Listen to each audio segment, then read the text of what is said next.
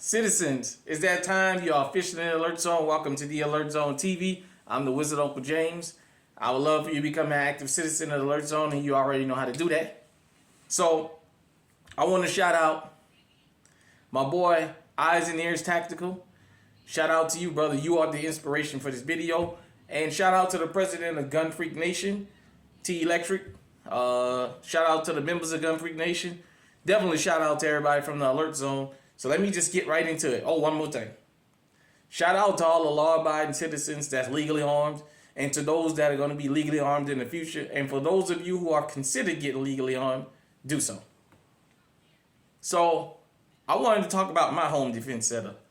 I know sometimes we do a lot of commentary here, and I know a lot of people want to see more guns and less talking. I understand that. I already told you guys how this channel is and what have you, excuse me. So let's just get into it.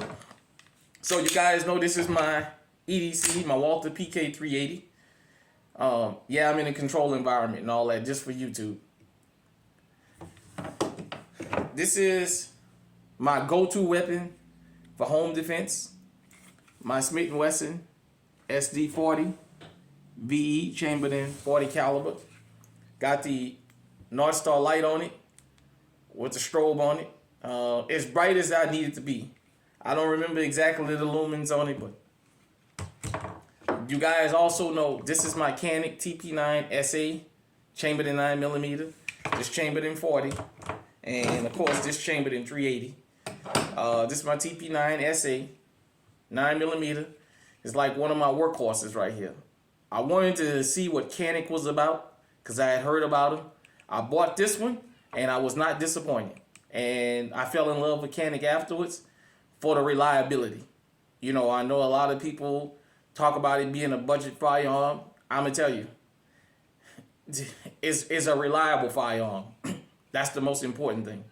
And you're not getting robbed for the price. But nevertheless, and with the Canik, I do have the leg on it. As you guys know, I've ran this more than 5 times, and I've never had a jam with this leg in it, nor with this firearm, even with the standard 18-round mag in it. I do usually have an 18-round mag in here. This is just in case. It's not the go-to, but, you know, so you guys will know. And if I need to, got the Mossberg 500 pump, chambered in 12 gauge. I do run Winchester, the double-aught bucks on it. I run birdshot, double-aught buck, and a slug behind it. So that's 1, 2, 3.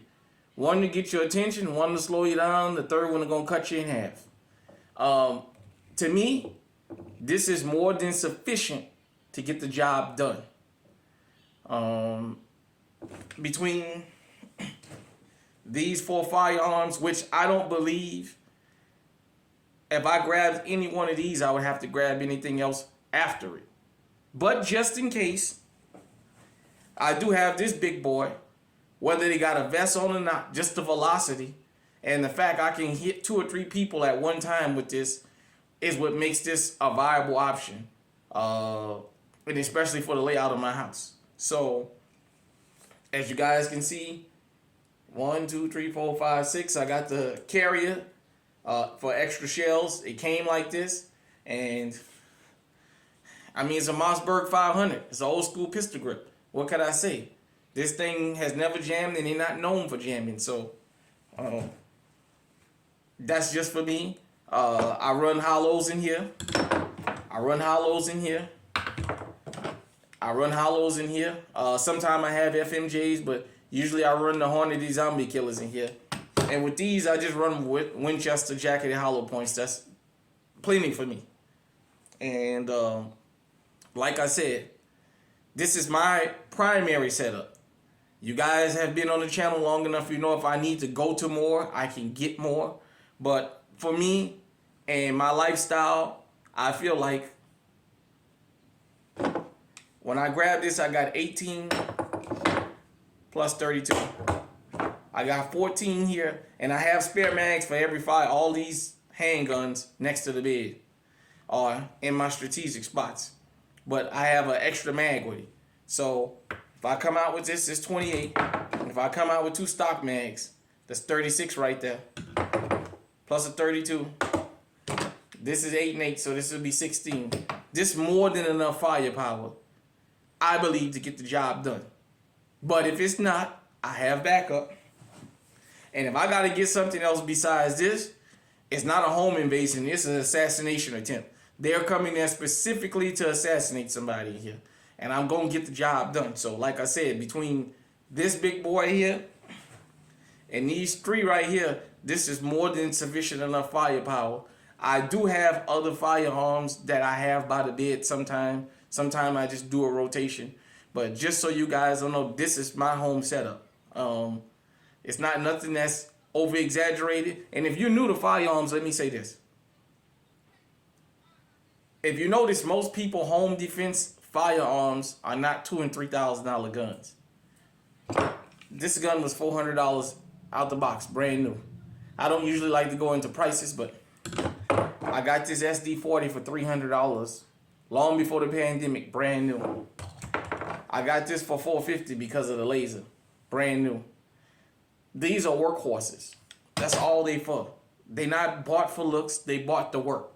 And they do not fail me. And that is why these are my primary go-to weapons, number 1. And number 2, I can find any of these firearms again.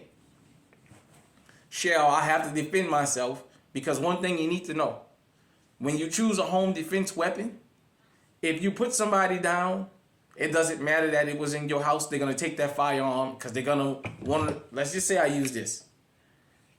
I put somebody down or some people down in the house. They're going to take it.